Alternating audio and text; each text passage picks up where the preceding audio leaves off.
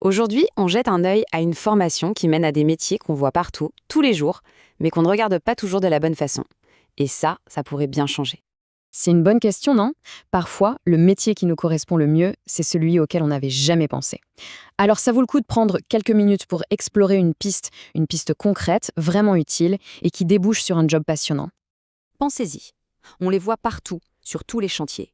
Des engins énormes, super impressionnants. Mais on oublie un truc essentiel.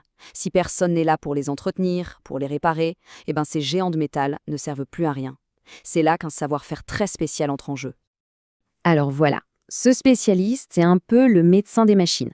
Le genre de personne qui doit être à la fois un détective pour trouver la panne et un expert en mécanique, en hydraulique et même en électronique pour la réparer. C'est du high-tech. Ce BTS, le MMCM, c'est donc une formation en 2 ans après le bac. Le but, il est simple, devenir la personne de référence, celle qu'on appelle quand un de ces engins complexes a un problème. On apprend à tout faire, trouver la panne, la réparer et même l'empêcher d'arriver. C'est la porte d'entrée vers le service après-vente, un secteur qui, lui, ne s'arrête jamais. Ok, mais alors concrètement, ça ressemble à quoi le quotidien?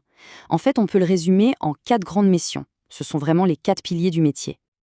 Voilà, ces 4 mots disent tout. Diagnostiquer, c'est le côté enquêteur.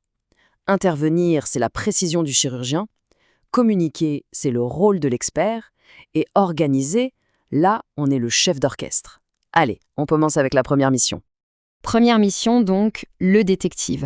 Quand une machine est en panne, on ne peut pas juste ouvrir le capot et espérer voir le problème tout de suite. Non, non. Il faut mener l'enquête, chercher des indices, poser les bonnes questions pour vraiment remonter à la source. Imaginez un peu le truc. Le chantier est complètement à l'arrêt. Tout le monde attend, la pression monte. C'est plus qu'un simple souci technique. C'est un vrai défi contre la montre. Et tout commence par une discussion avec la personne qui conduisait l'engin. Et là, pas de place pour l'improvisation, il y a une méthode à suivre.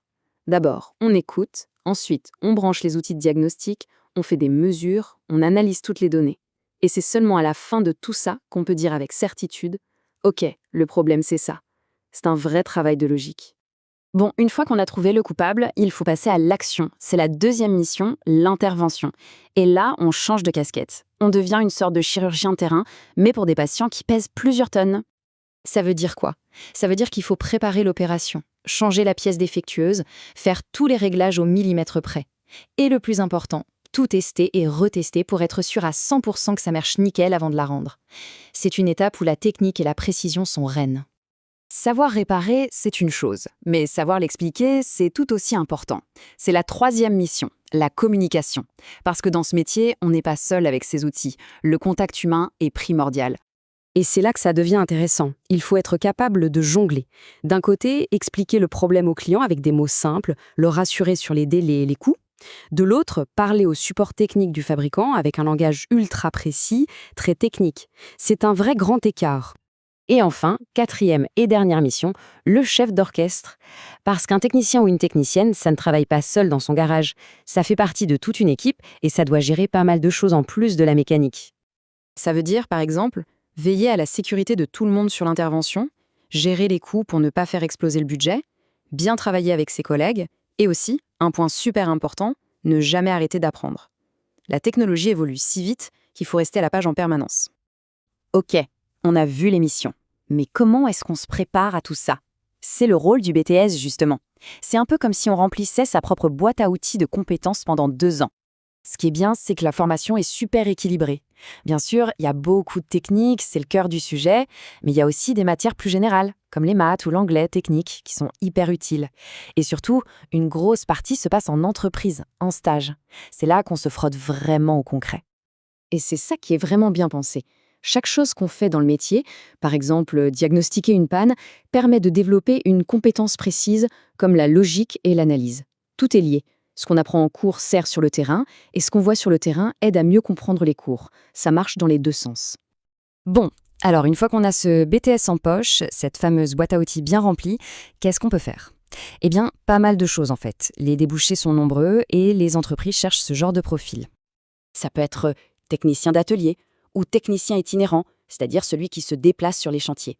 Et puis, avec un peu d'expérience, on peut devenir chef d'équipe ou encore conseiller technique. Bref, il y a de vraies possibilités d'évolution une fois qu'on a ces bases solides. Donc pour résumer, ce métier, c'est vraiment un mix super intéressant. Il y a de la réflexion, de l'action, du contact avec les gens et de l'organisation. C'est un défi permanent qui demande d'être curieux et malin. La question est donc posée. Être le cerveau derrière ces machines géantes, c'est bien plus qu'un simple métier technique. C'est, à sa façon, participer à la construction du monde de demain. S'assurer que les outils qui le bâtissent sont toujours prêts à l'action. Merci d'avoir suivi cette présentation. Et pour découvrir d'autres formations, rendez-vous sur le podcast et la chaîne YouTube Choisis ta formation et ton métier